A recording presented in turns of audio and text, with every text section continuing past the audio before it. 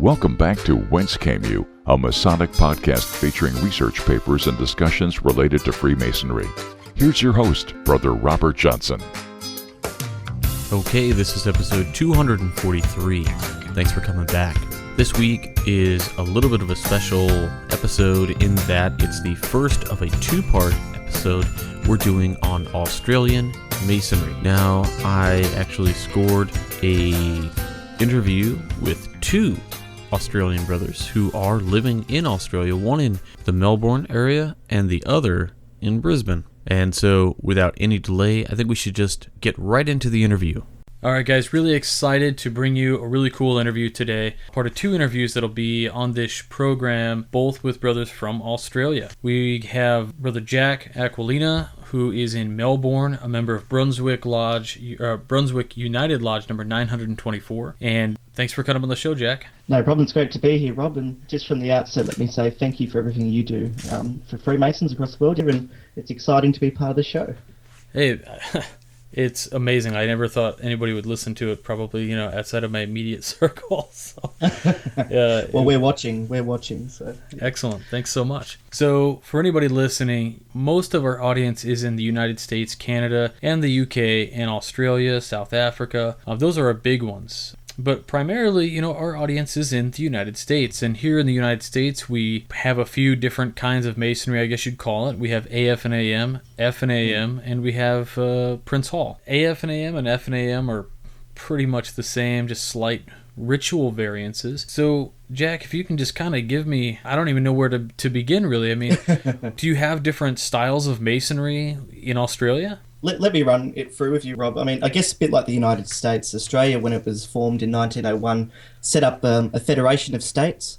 So as you can appreciate, we've got 7 or 6 states in Australia. So every state has its own sovereign Grand Lodge, and every Grand Lodge has a different set of ritual, traditions and practices. So I belong to the United Grand Lodge of Victoria, and we're sort of known for our emphasis on ritual. We're a ritual state, whereas other states, presumably like New South Wales, are known for their degrees being a little bit more fun, and they tend to be a bit more relaxed in their ritual. But in saying that, that's not taking anything away from them. It's just the different styles in different states. So there's quite a big variance in the small amount of states there are, and I guess like the United States, we're quite happy with our sovereign state jurisdictions. I've also heard that in Australia, you guys have like Scottish lodges that operate too. Is that true? Yeah, it's particularly the case. I think in Victoria there's one Scottish or a couple of Scottish lodges. There's also a couple here operating under the English Constitution. There's a lodge called Combermere Lodge, and they operate under the English Constitution. And I'm a member of the Holy Royal Arch chapter here in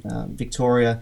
And we have actually, English chapters operating here as well. And it's really one of the best things that I look forward to on the Masonic calendar here in Victoria, and I'm actually going to one this Saturday, is that the Scottish gentlemen come along to our lodges and give us a demonstration of a Scottish third degree. And it's really good to see how they do it. And we have a close relationship with the other jurisdictions. And from what I understand, the Scottish do it very similar to you guys over in the US. Our signs and tokens and the rest are a little bit different because we follow the sort of the English model. But we have quite a diverse range of groups, and it's good to sort of interact with them and see how things are done differently, especially all in one country. Yeah, it's pretty intense. I've seen Scottish ritual before. Again, it's very similar to ours. However, we've had some Scottish gentlemen come over to us and they go, "Wow, your third degree is pretty intense."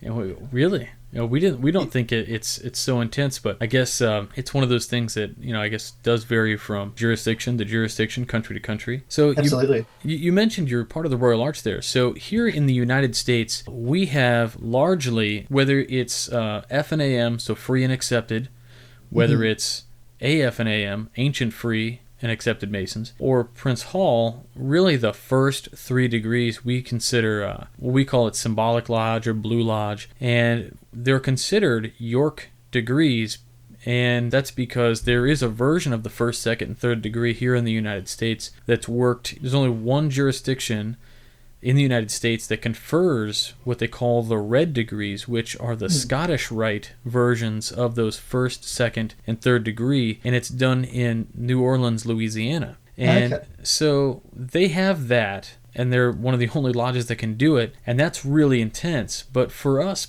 largely in the United States, our first, second, and third degree is underneath our Grand Lodge jurisdictions, and we have, it's just universally known as this symbolic Masonry. But what a lot of guys don't know is that there is another version of that first, second, third, which is the Scottish version and not the Royal or the York version. And so every lodge in the United States essentially does the York Rite version. However, we're not intimately tied to any Royal Arch chapter or anything like that. So we do have like a fourth, a fifth, a sixth, and a seventh degree for our Royal Arch, and then we have an eighth, ninth degree for our Cryptic Council. Then there's a 10th degree that is rarely done, and then there is what we have is Knight Templar. How is the structure in Australia within, like, I guess you would say York Rite? Well, that's a great question, and one thing I noticed listening to your shows and obviously the Masonic Roundtable is that you guys have a very different structure to what we have over here. In terms of what we call the York Rite, there is a collection of degrees that would traditionally fall under the banner of the York Rite, but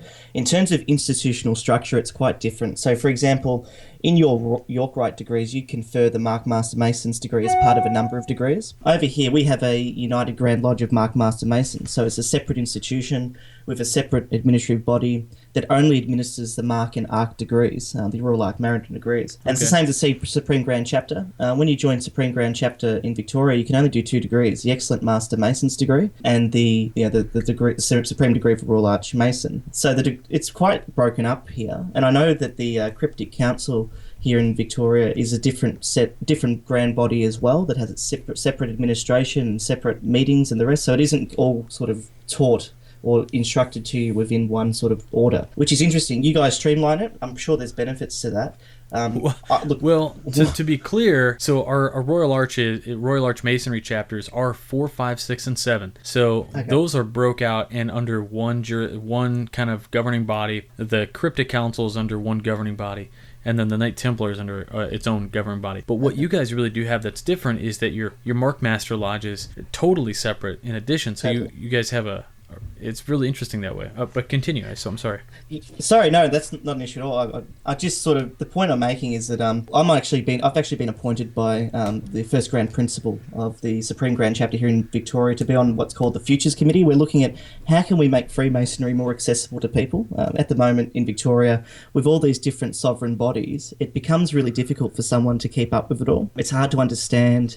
When you join separate lodges, you're paying separate fees, you're meeting on separate nights, and we're looking at ways to make that probably more easier to sort of participate in, because I'm sure you can appreciate people participate in their craft lodges. It's already one night out, and when they have to attend a separate chapter at a separate Mark Lodge and a separate Arc, it starts adding up, and especially in today's modern sort of fast-paced world, people don't have time to do that sort of stuff. So it's interesting. It's how it's always been here for a number of reasons, but I don't know, maybe we can learn a thing or two from how you guys do it in the United States.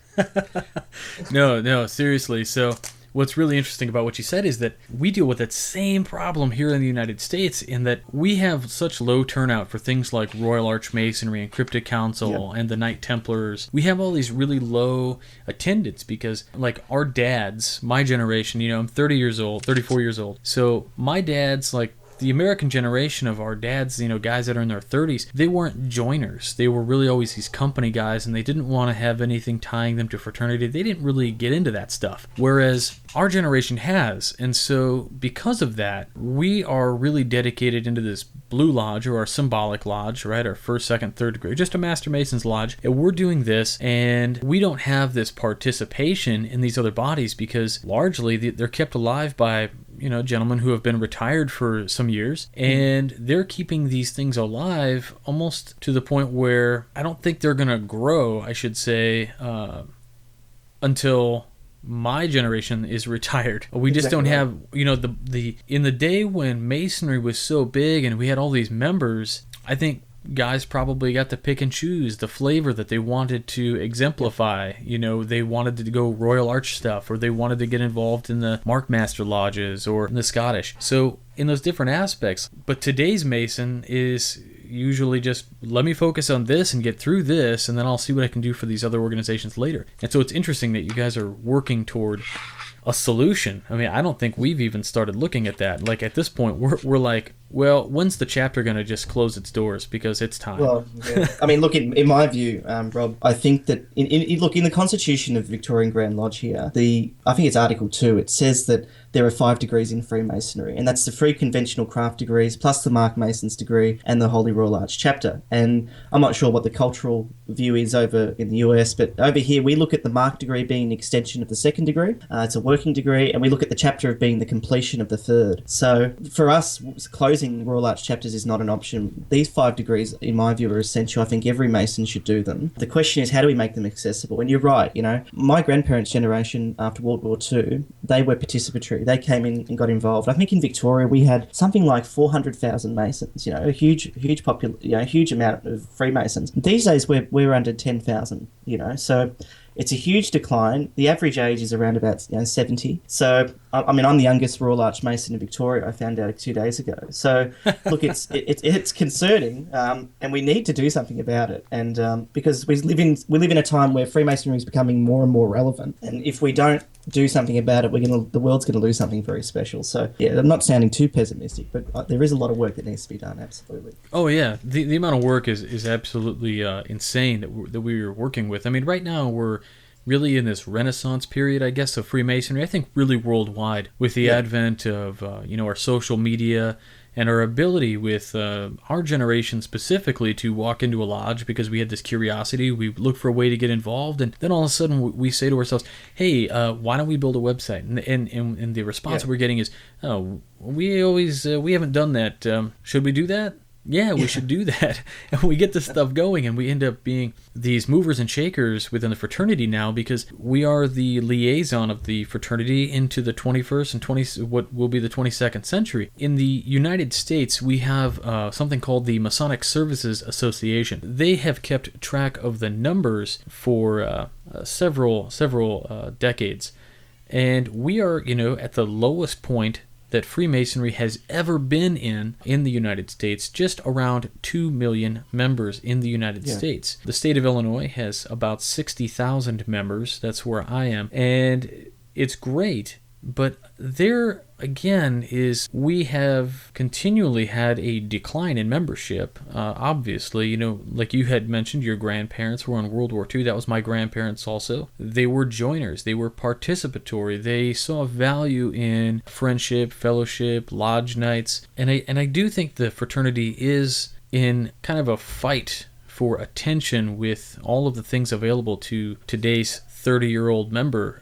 We do have families. For the first time ever, companies are so much bigger, and there's a lot of shift work out there. And you got men who work nights now, and they work their whole careers on this shift. So it doesn't leave a whole lot of room for participation in a lot of aspects. You've hit the nail on the head. Absolutely. What do you? I mean, is it really the same kind of in Australia? A lot of shift work. You have guys working late at night, and new families. Very much the same. Yeah, I mean. Yeah, look, I think you're in a demographic that's sort of more affected by this. I mean, I'm just finishing my last year of university, so I've got that flexibility, I suppose. But I mean, I've got a friend of mine who's very active in the craft, who has a young family like yourself, and he can't take up office, and he can't get to the extra rehearsal night, and it's really holding him back. And it's no fault of his own or his family's. It's just that Freemasonry, believe it or not, does demand a lot of you, because it asks you, when you do make a commitment, to commit to that in 100%. And I think you've hit the nail on the head. I think we are going through a renaissance period. I mean, but I think, just to be a little bit optimistic as well, Freemasonry is more relevant today than it's ever been. I mean, these young guys coming through, they're looking for something spiritual. They're looking for something beyond what we're taught in sort of the modern material consumer world. They're looking for something where they can reflect on themselves without being told what's right or wrong. And I think we offer that. And I really think the prospect for our growth is huge. It's just a matter of how do we, sort of cater for people like yourself who, you run this podcast, you have a young family, you probably do other things in your community. How do we make it easier for you to be involved without you sacrificing too much? That's the question, and I don't really have the answer, but I suppose it's universal, isn't it? So. Yeah, Jack, I don't think anybody has the answer. I mean, here we are, everybody, all my friends are, how do you do this? How do you do this? And my only answer is, look, I make time for what I think is right to make time for, or what I want to make time for, and then without trying to sound like a pompous guy, I don't watch TV, or at least I don't watch it during the day. I mean, I'll catch 30 or 40 minutes at nighttime right before bed, but largely my time is always either it's family or I'm producing something, whether that's, I'm at the lodge, we're doing a degree, or I'm at home doing a podcast, or we're writing articles or posting articles. And I totally agree with you that right now, Masonry is really relevant. We're at a time in the United States where we're on the cusp of really understanding what progression means, to be fully accepting of our fellow man. We're learning how to come to grips with the viewpoints that we've held on to for too long. And we're done making, I think our generation is really done making excuses for previous generations. And we want to exemplify in real life what we claim to have in the fraternity, which is this progressive moral science. Exactly right. And how can we have this progression if, we don't have the influence? And how can we get that influence out there if we don't have the members coming in? But I think that's what's happening is these guys are coming in. And like, how many members would you say on an average year do you guys have like a fall off? Like, so here in the United States, we'll have like perhaps 5 men in a year petition one individual lodge for membership. They will get their entered apprentice degree, and then maybe 3 of those gentlemen will go on for the fellowcraft degree, and maybe 2 of them will actually get their master mason degree within that first year. Yeah, look, this is a huge issue. I mean, look, there's 2 issues, I guess. There's issues with retention and recruitment, and I think people underemphasize the retention part. I mean, we have an issue where people go through generally to their 3 degrees. They finish the master mason's degree, and then what happens is they say, well, I don't have time to take office.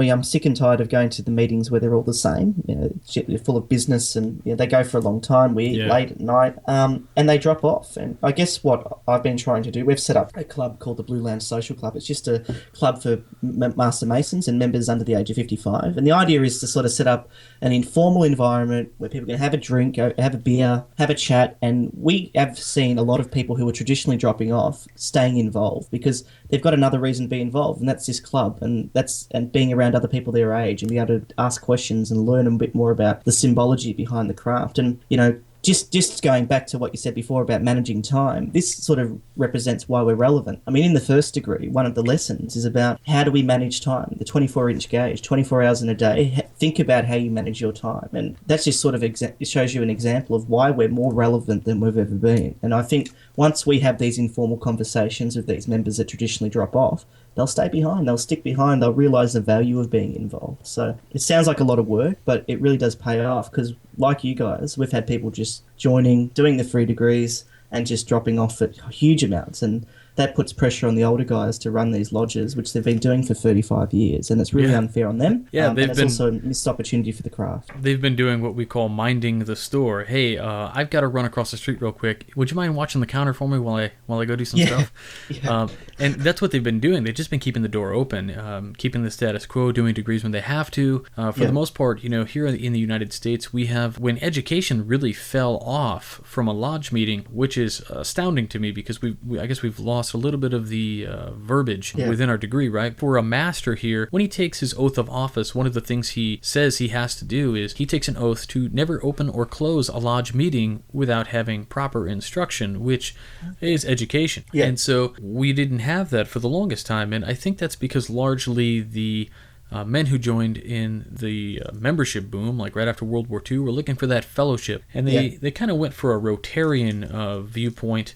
Or just a normal social club that, had a little bit extra. And what we see now, though, is the outcome of that was the push of education out of the lodge and into what we have here in the States called lodges of research. So each individual state, we got 50 states, and the lodges of research are great, and they put out a quarterly publication, but what do 8 papers for an entire state every quarter going to a lodge, and where those papers aren't even being read? They're just getting put in a binder and tossed in the library, if you have one, or the storage closet. And so we have this lack of education. And you mentioned earlier that men are coming into the fraternity for this kind of spiritual experience, the educational, talking about philosophical truths, explanations relating to our working tools. And do you find that men are joining in Australia, in your experience, are looking for, here it's pretty much 50-50. We get guys looking for the esoteric or the kind of mysticism and mystical things associated with the craft. And we also have gentlemen who are here because they wanted the fraternity, but they wanted a fraternity with a exemplary history.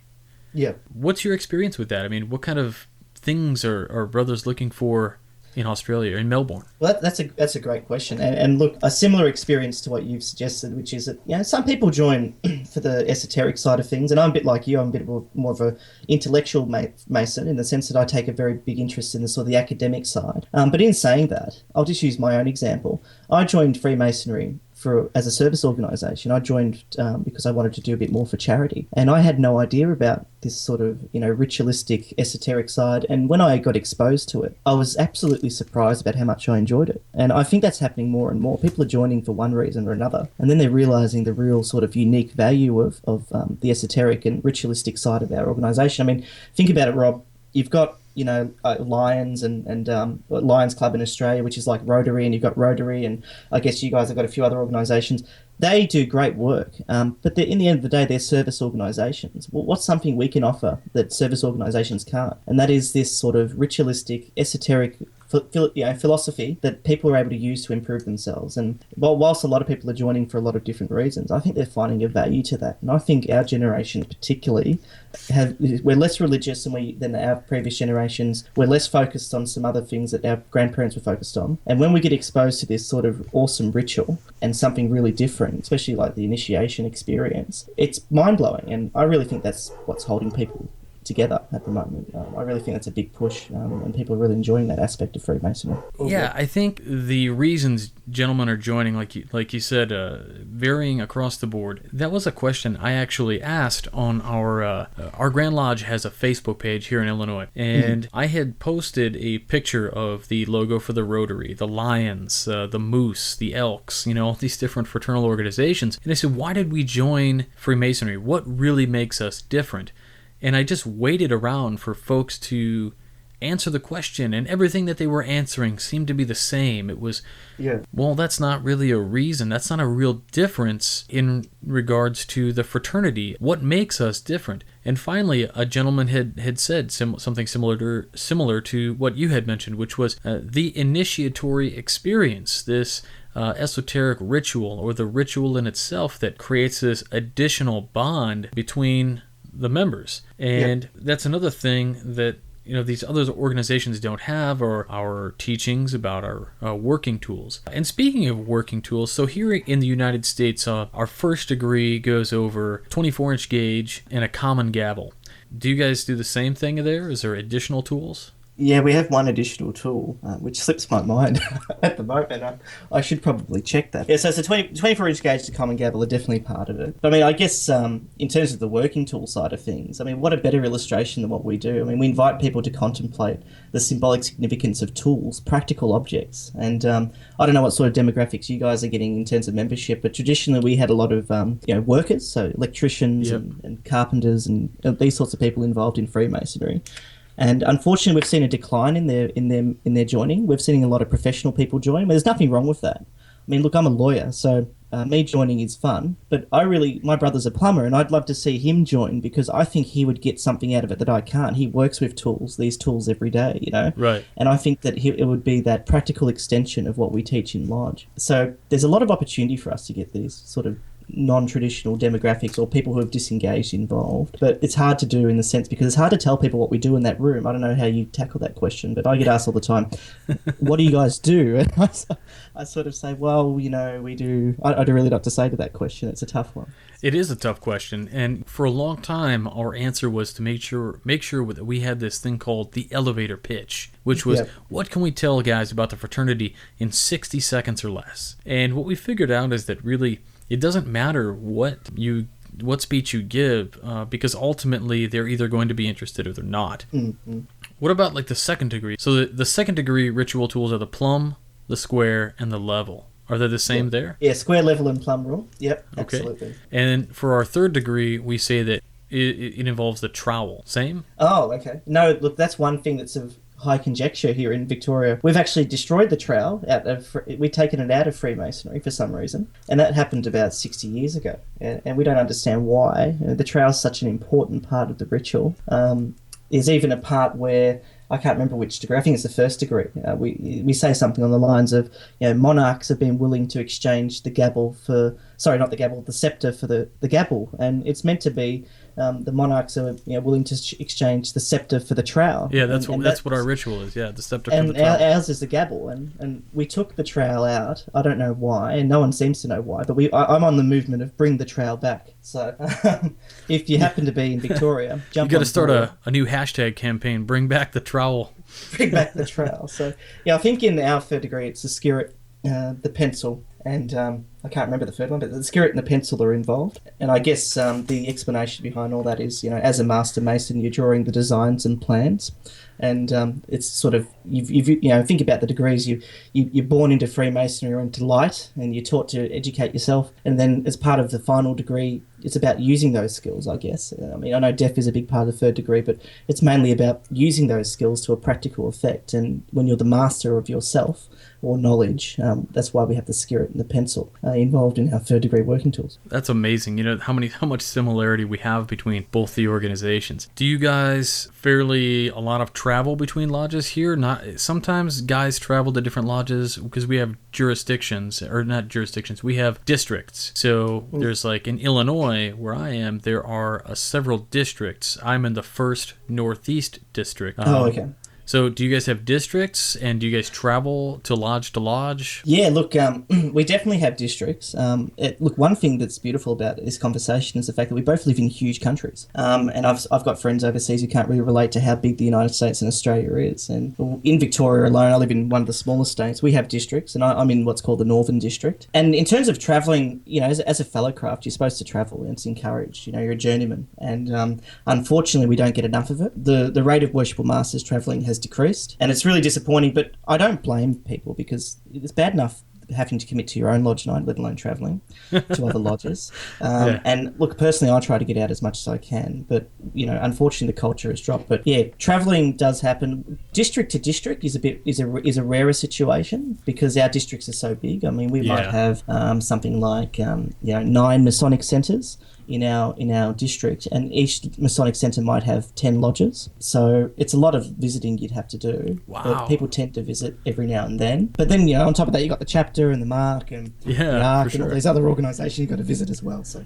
one of the questions I guess I was going to ask you was, from start to finish there, I mean, how long does it usually take a Mason to go from petitioning to becoming a Master Mason? Well, the short answer is too long, and this is one of the things we're looking at changing. And Grand Lodge in Victoria has a process where we actually get a lot of our recruits. We have to apply to Grand Lodge unless you know a member. The lodges don't do a lot of recruiting. So what happens is someone would send in a petition to Grand Lodge. They go in for an interview with Grand Lodge, and they sit down with that. Then they send out a couple of references, and that whole process of paperwork and then getting read out in Lodge, between the night of application to initiation, could take somewhere between 3 to 5 months, which I'm not sure about other jurisdictions, but in my view, that's a long time.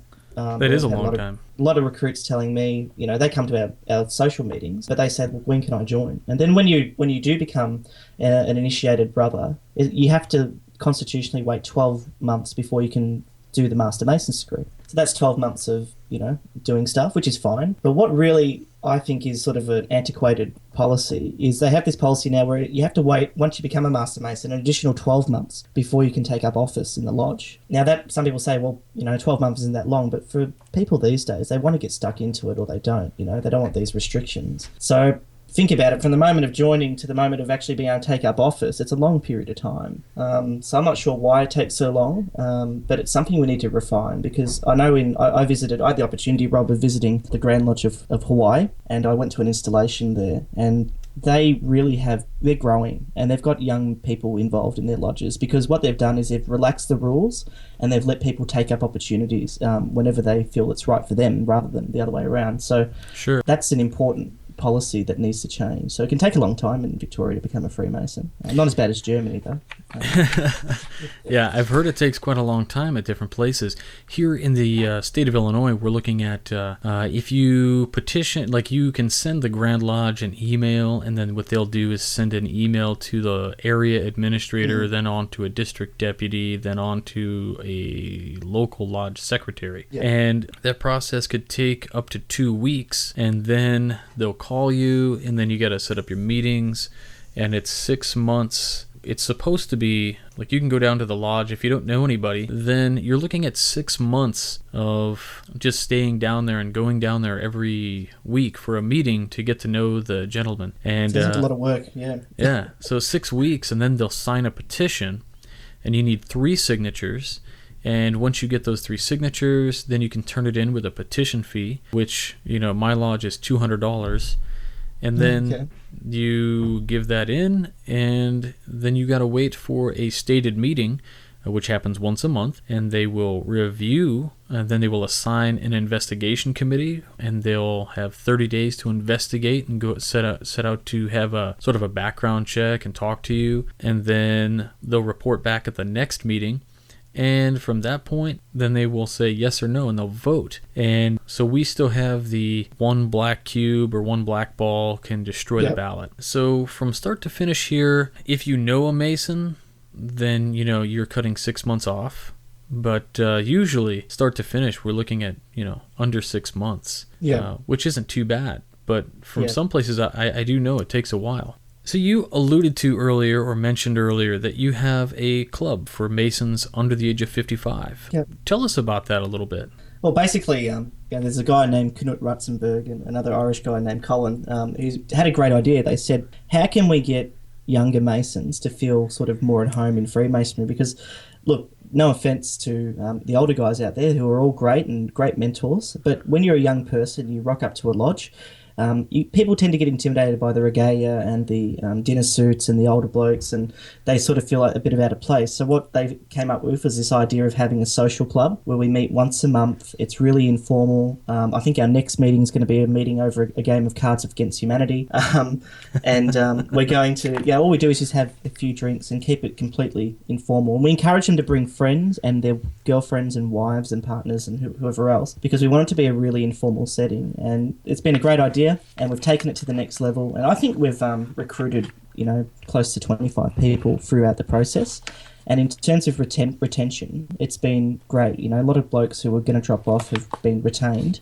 So this is sort of a model we want to take to the rest of the state, and hopefully other people around the world are also using this model, because having a capacity for young people to come in and have an informal environment, which to speak about what is a really formal institution, and get some of these sort of, what they would call silly questions out the way to give them some sort of, to be at ease, then, you'll find the results are actually quite positive. It's not much work either, really. How much trouble, you probably relate better than I, but how much trouble is it really to set up a meeting with people to have a few beers? And sure, all you got to do is mention beer and people are there.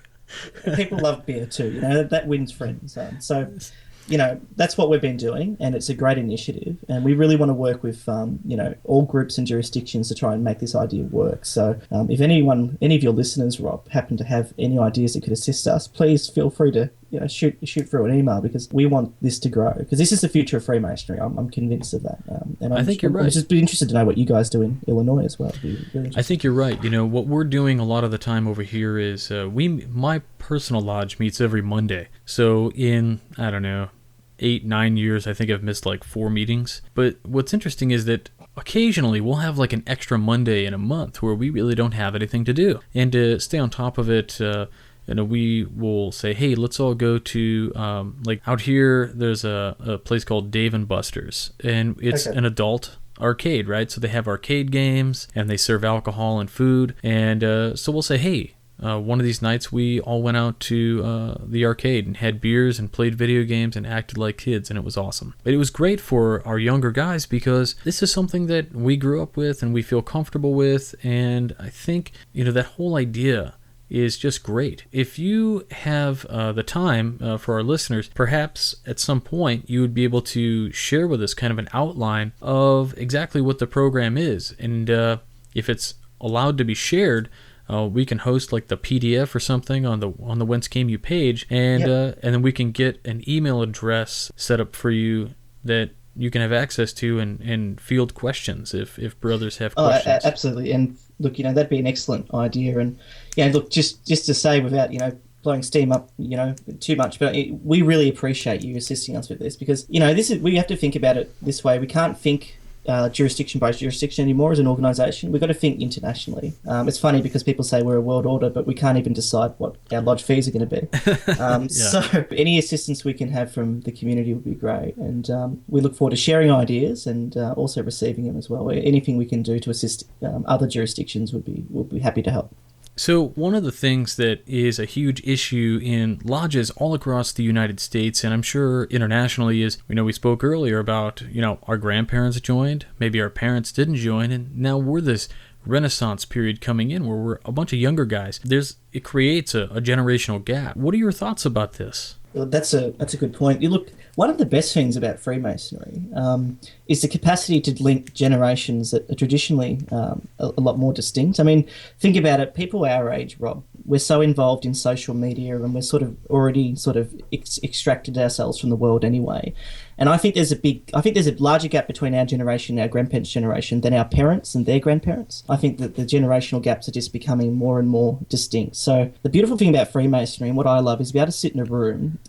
Like, for example, there's a guy I know, his name's Frank, and I was talking to him about World War II. And I said, I've read a lot about it. And he said, well, I was there. So, that sort of wisdom is something that you can't really put a price on. And I think that it's really important that we try and emphasize that to people as well, that although the older guys can sort of have a perception, they're actually quite a big resource. They've walked the same steps that we've walked, literally, Yeah. Bridging that gap is really important. I think it's not only good for Freemasonry, but it's good for society in general, because there's a lot of wealth and knowledge. And what I've found, and you probably found as well, the older guys are actually listening to us. They're learning from us as well. We need to bridge that gap, and that's what we're trying to do here in Victoria. And I'm pretty sure it's something that we should be trying to do across the world as well. Awesome. Well, yep. Jack, I can't thank you enough for coming on the program to talk to us about Masonry in Australia and in Melbourne and in Victoria. It's just so cool to be able to talk to you about things, and I guess to feel a little bit justified, or to get a little bit of that affirmation that so much of the issues we're dealing with here in the United States are international. And it is an international fraternity, and we need to start thinking about it that way again. So again, thanks so much for coming on the show and sharing your insights and your knowledge about the craft. Well, thank you for the opportunity, Rob, and I look forward to speaking to you again in the future. All right, have a great day. All right, I hope you really enjoyed the interview. Next week, I've got Brother Wayne Greenlee on of the Midnight Freemasons and our international Midnight Freemason correspondent. Speaking of the Midnight Freemasons, last week I interrupted my own post from Friday with a post on Friday night about Captain America Civil War, the new movie, where Captain America and his friends and the Avengers is torn apart, seemingly, by this character, Bucky, who is, of course, a friend of Steve Rogers, a.k.a. Captain America from Civil War, from way back in the day. Well, about 4 years ago, actually, May 2012, May 30th to be exact, I posted a post on Whence Came You's blog page, which was called Captain America, Freemason or Not, or Freemason, ? And I decided, I think it's time I put this thing up on the Midnight Freemasons.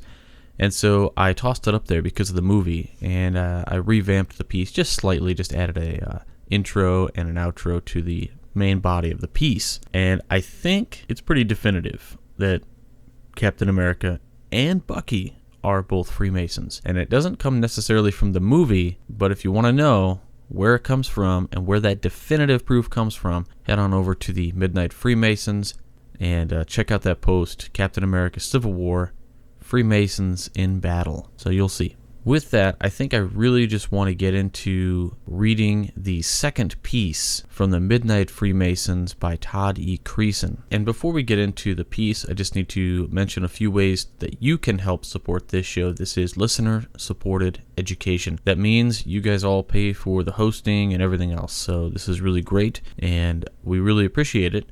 because without the funding, we can't do the show. Just a few ways that you can help promote and to fund this show come from a couple things. So if you go to www.wcypodcast.com and you can click on a couple things there. If you click on the limited edition shop, you can pick up our lapel pins, and we do have a couple money clips left. Now, we are sold out of cufflinks and we are sold out of tie bars, so when they're gone, guys. The lapel pins, we still have a fair amount left, and the money clips, I think I've got 2 or 3 left. So with that, just keep that in mind, and we really appreciate it. It's all done secure through PayPal, so you have nothing to worry about. You can click on the support the show link, and if you do that, there's a few ways you can help support the show, namely through onit.com, buy some of their great supplements like Alpha Brain. Benefits are increased focus, natural, not even dyes in the capsules, how they're made. They're all natural, vegan approved, so if you can't eat meat or you stay totally away from meat, the capsules, the pills, everything is all vegan approved. They help with lucid dreaming, heightened awareness, and the best part of all, no caffeine. So it does all this with no caffeine, which is great. So if you head over there, you can just click our links on our site and then use the promo code WCY at checkout for 10% off, and that usually will cover the shipping cost. Another great way is through freemasonryart.com. So if you go there and you find some great artwork by Brother Juan Sepulveda, you can use the checkout code WCY and you'll get 10% off there as well. And one of the really popular ways people just like to support the show, they're not looking to get a lapel pin or anything else, they just want to toss a couple dollars this way, which is just great, and that is through PayPal. So PayPal is great. You can donate 50 cents, $5, whatever you want to donate. It all just keeps the lights on, and we really do appreciate it. With that also, I'd like to mention Brothers Blend Coffee, who supports this show greatly with their coffee sales, and they help us out, and we like to help them out by mentioning that on this show, because without them, they actually brought us several episodes of the show. They paid for it. If you go to www.brothersblendcoffee.com, you can pick 3 different types of coffee. These are coffees which are roasted by Red Barn Coffee Roasters in Hopkinton, Massachusetts, and it's produced by Montgomery Lodge in Milford, Massachusetts, to provide the very finest in coffee to the brethren wheresoever dispersed, friends, families, colleagues, and it's a fundraiser to support the charitable causes, activities, and maintenance of that lodge. So junior wardens, Masonic caterers, ask about large discounts, and if you have any questions, just email sales@brothersblend.com. So please check them out. And now we're going to get right into the piece by Brother Todd E. Creason, Bringing Back the Light, Part 2, The Plan. It didn't take the members of Homer Lodge number 199 very long to decide whether to merge the lodge with another or do the work to keep it open. The decision was made that we'd work to keep it open, and we'd identified 2 areas to focus on first. The building. The building had solid bones, but it had been neglected. The roof hadn't failed yet, but needed to be replaced. As our district deputy grand master had so painfully pointed out during his visit, the lodge was a mess. The closets were full of junk. There was a spare room full of junk. The lodge was dirty and disorganized. The lodge needed some plaster and some paint. Several areas needed carpet. But 2 members stepped up, and they led the way, Denver Phelps and Dave Harry. They took it upon themselves to begin the process of cleaning up the lodge, making some basic repairs, and start going through the junk that had collected for decades and begin hauling stuff away. A 3rd member, Greg Knott, had some ideas about how to get some funds lined up to replace the roof, the membership. The other major issue was membership. There weren't many members of the Homer Lodge that were actually from Homer. Most of the active members of the lodge were dual members from another local lodge, Ogden Lodge number 754. The idea from the inception was to build the membership of the lodge back up again, and then hand the keys of the lodge back over to the true Homer Lodge members. The challenge of building the lodge back up was obvious. Almost nobody in the community was even aware that the lodge was still open. That's what we heard over and over again. Homer Masonic Lodge? I didn't even realize they were still in existence. So, the first thing we did was to start letting people know that we were still there. We started a Facebook page. we got a few small pieces about the lodge placed in the local papers, and the community of Homer has a number of annual events in town. An annual soda festival that brings in around 10,000 people each year, an annual town celebration called Crazy Days, and an annual day-long 4th of July celebration that included a parade and a fireworks event. Every time there were people in town for one of these, the lodge determined they were going to be there. We poured sodas at the soda festival. We had an open house during the Crazy Days celebration and gave tours of the lodge in the midst of its renovation. Once we got the dust flying during the initial cleanup stage and the buzz going as the local residents realized Homer Lodge number 199 wasn't a thing of the past, we started building some excitement among our members that maybe, just maybe, this was really doable, and something similar began to happen outside the walls of the lodge as well. Interest began stirring about our lodge in the little town of Homer, Illinois. But that was just the beginning. What we discovered next, hidden away in the attic, was truly remarkable. I'll tell you all about it in part 3. All right, there you have it, leading up to a little bit of a mystery. What's in the attic, in the hidden treasures? Well, if you head on over to Midnight Freemasons, you can find out now. Otherwise, you can just wait till next week and I'll read it for you. But I do recommend checking it out, and I hope you guys all enjoy. I know I have. So that's it for this week. Please remember to find us on Facebook, follow us on Twitter. You can check us out on Google Plus at the email address wcypodcast@gmail.com, or just search WCY Podcast. It does have a brand page as well. Don't forget to, again, check out the Midnight Freemasons 3 times a week, sometimes more. We have a special edition like we did this last Saturday for the Captain America piece, for amazing content every week, and it's great. In addition, don't forget about the Masonic Roundtable going live every single week, every Tuesday at 10/9 Central. We've had some great guests on recently, and we haven't forgotten about the crazy dues structure episode that we want to do. I think we are going to do that this week, unless we find something amazing and different to cover. So if that happens, we may end up pushing it off again. Just another reminder, please help support the show. And with that, I will talk to you all next week for Australian Masonry Part 2. Stay on the level, guys. For Whence Came You, I'm Robert Johnson.